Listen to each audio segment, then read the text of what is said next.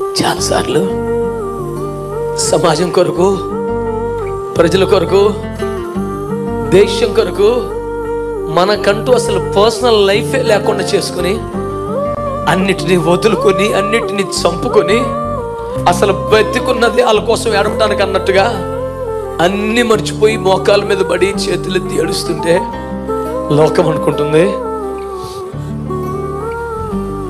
మన మనసు కరిగి అడిగేమన్నా సందా ఇవ్వాలని ఏడుతున్నాడేమో. కనుక లోకం మీద కోప్పడకండి, జాలిపడండి. వాళ్ళకి తెలీదా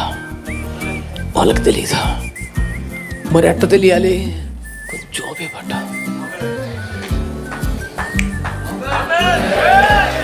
చూపిస్తాడు. తానేంటో కాదా, నువ్వేంటో కాదు.